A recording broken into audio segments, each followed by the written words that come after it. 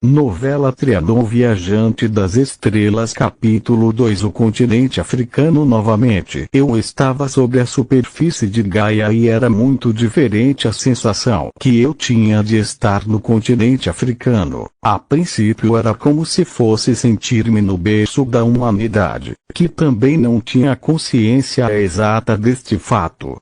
Olhar lá de cima é muito diferente de estar, mesmo que não visível à maioria das pessoas, sentindo a dor, a opressão, a falta de recursos mínimos de qualidade de vida e respeito. Vivendo sob a força do cajado de ferro dos governantes daquele país.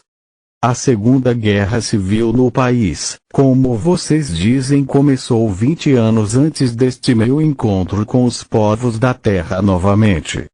O conflito estava já quase chegando ao fim, mas muito estrago já se tinha feito àquela nação. Em nome da religião, mais uma vez uma nação era colocada à prova. O Sudão então era o maior país daquele continente e agonizava pela tentativa de se estabelecer uma religião única em todo o território, com um código denominado Sharia. Uma grande parte ao sul do país era cristã ou animista. Os animistas cultuam objetos e elementos da natureza, enquanto os cristãos foram ensinados a seguir códigos de um livro considerado sagrado por vocês.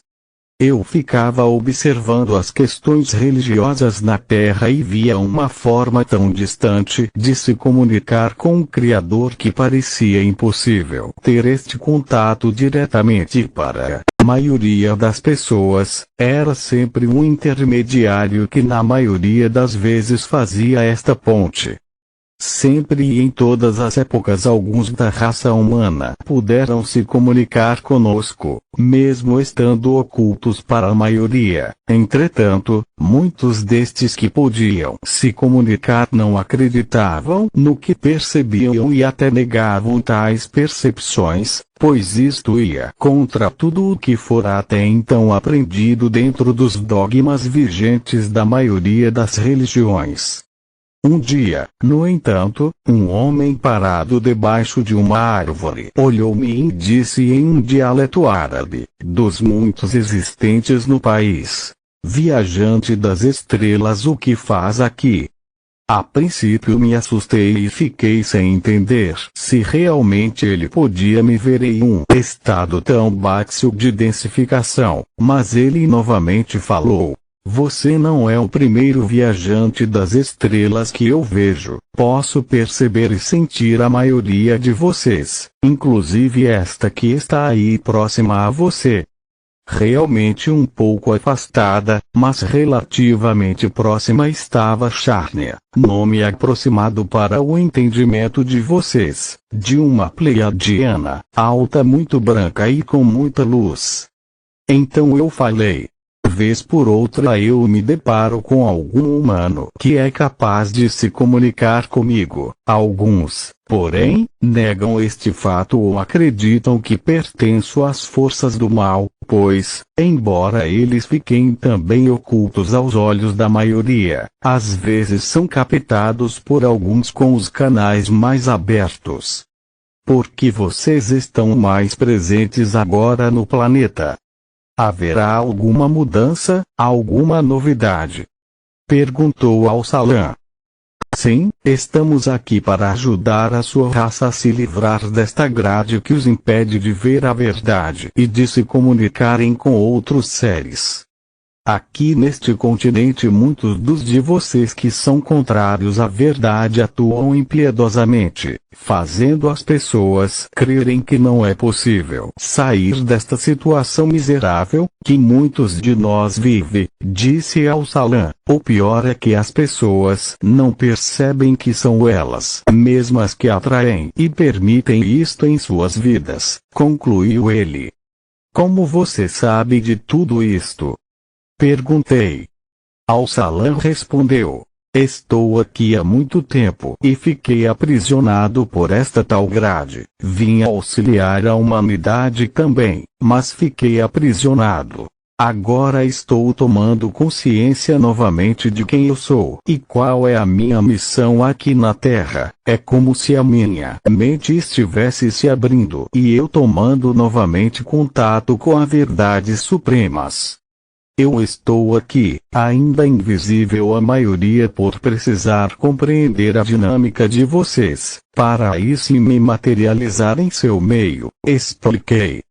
Nós conversamos em verdade na linguagem universal telepática do amor, que vem do coração e decodifica qualquer idioma ou forma de linguagem à compreensão de quem a escuta e utiliza.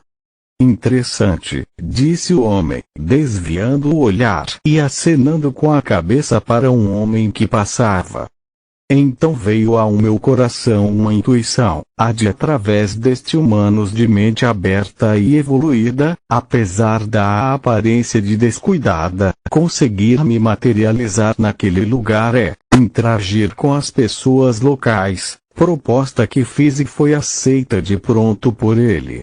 Aqui faço um adendo como vocês dizem, o universo vai criando as alternativas para que o trabalho seja realizado e os nossos desejos sinceros sejam materializados, coisa que a humanidade carece compreender de fato, embora seja algo tão simples.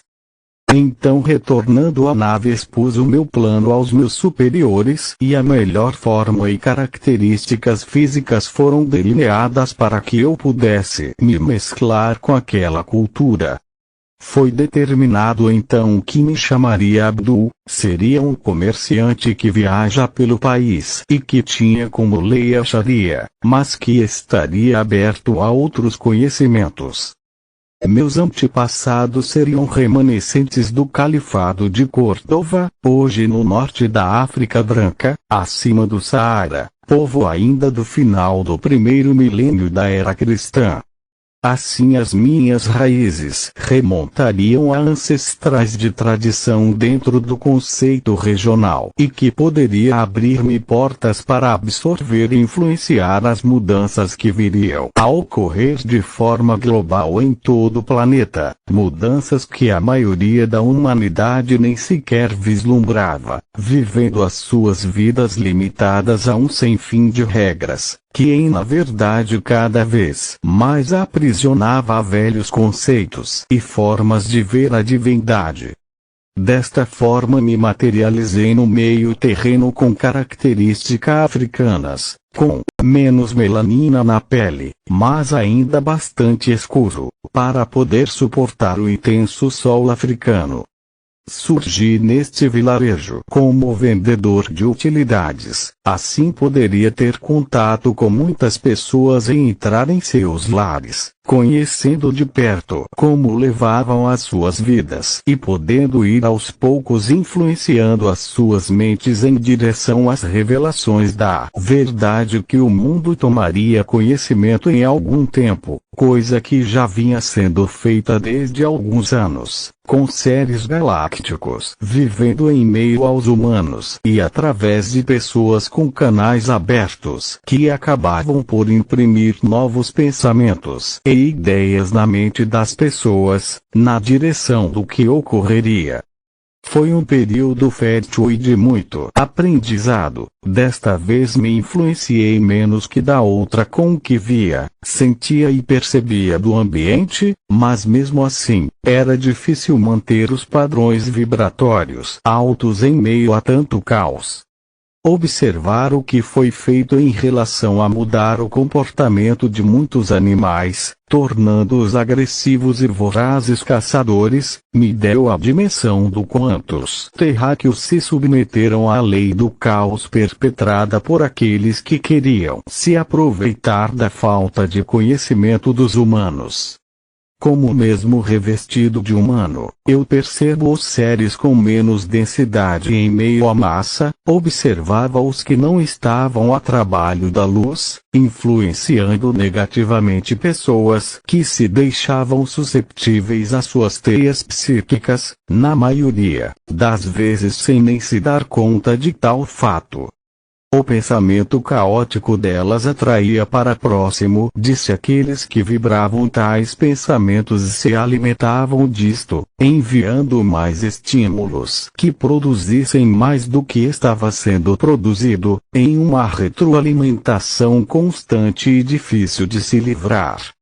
Via a captura de pessoas em meios afastados e até em meio às multidões por estes mesmos seres, ou por humanos sob o seu comando. Pessoas que desapareciam e não se sabia como. Nos noticiários alarmistas fazia-se um alarde e o sentimento do medo era implantado mais e mais. Entretanto, em meio a este aparente caos havia muita dança e emanação de sentimentos de alegria, que dissipavam em muito as energias do medo e a manifestação do caos. Se todos soubessem que a alegria vem do amor e é capaz de limpar o medo, o ódio e muito mais sentimentos indesejados. A questão é que com os dogmas religiosos, muitas vezes dançar ou demonstrar alegria se tornaram algo errado e que vai de encontro ao que não pode ser praticado para pessoas religiosas. Tive a oportunidade de participar de uma das manifestações religiosas de uma das principais religiões do país e notei algo inusitado para muitos de vocês que acompanham este relato em formato de novela. Um líder tribal e também líder religioso, que conduzia aquele povo, se apresentava aos meus sentidos em dois formatos, o de humano verdadeiro, que camuflado por tecnologias avançadas para vocês, não era perceptível. O verdadeiro fora afastado por não se curvar ao que queriam e foi substituído por um sósia que continuaria, mas sob o comando daqueles que os querem manter cativos. Este tipo de coisa acontece com muito mais frequência que as pessoas imaginam. Em alguns momentos nós mesmos precisamos fazer isto, devido às forças da luz destituírem líderes que trabalham para o outro lado e ter que manter alguém no comando para não causar alarde entre os seres humanos. Houve um momento em que um grande líder religioso de outro país visitou o Sudão, supostamente para negociar a paz, o que na verdade era para financiar atitudes e determinações escusas para fins de interesses privados. Também um líder político fez visita com papel semelhante. Entretanto, a população comum e corrente não faz o menor juízo sobre estes fatos. Pude perceber muitos de nós, vivendo em meio àquele povo, disfarçado de humano e fazendo um trabalho que nem é percebido em geral. Todavia, os que estão do lado oposto ao bem, nos percebem com clareza e tentam em um primeiro momento se afastar e posteriormente nos desacreditar, como muitas vezes já o fizeram, como em episódios ocorridos nas grandes potências mundiais no passado. Em verdade, mesmo sem que você saiba, a Terra está sendo limpa aos poucos de todas estas influências que os mantêm prisioneiros por tanto tempo. No solo, em conversa com as pessoas locais, foi possível observar a diferença no tratamento dado aos homens em relação às mulheres.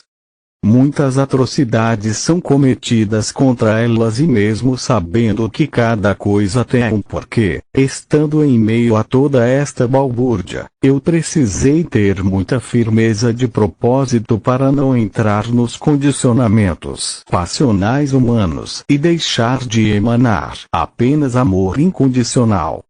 Mais uma vez estava ficando muito difícil ficar exposto a tanta energia densa. Mais uma vez os campos eletromagnéticos em torno das pessoas influenciavam ora positiva ou ora negativamente o meu próprio campo magnético, fazendo-me oscilar muitas vezes.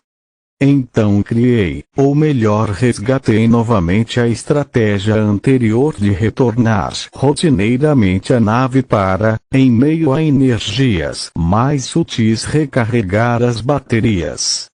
Eu sabia que seria difícil manter-me equilibrado em meio a toda a massa terrena, mas quis fazer um experimento. Entendi então por que este mesmo experimento acabou por conduzir a humanidade para onde ela chegou.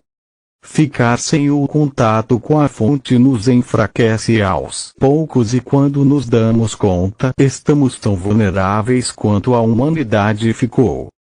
Havia aprendido muito sobre aquele país e sobre aquele continente. Entendi então que agora era o momento de me despedir do amigo Al-Salam e voltar para mais uma temporada, aprendendo e repassando as minhas experiências junto de um povo caloroso, alegre e sofrido, que em verdade, como em um ditado próprio para Gaia, precisava matar um leão todos os dias para sobreviver. Foi gratificante todo o aprendizado que eu tive e jamais esqueceria aquela experiência totalmente diferente da do meu mundo. Lá é a condição de viver em um mundo sem livre-arbítrio e sem sentimentos tão densos. Iria ficar um tempo afastado do solo de Gaia, mas pretendia retornar, desde que os meus superiores permitissem, mas desta vez vivenciaria o contrário, iria para onde os seres humanos estão acostumados a ter conforto, estrutura econômica estável, mas estão às vezes em alguns aspectos, mais afastados da fonte que os povos das duas experiências pelas quais eu passei. Iria para a Suíça, um paraíso fiscal terreno. Esta história eu contarei no próximo capítulo. Até lá! Não perca o próximo capítulo. Esta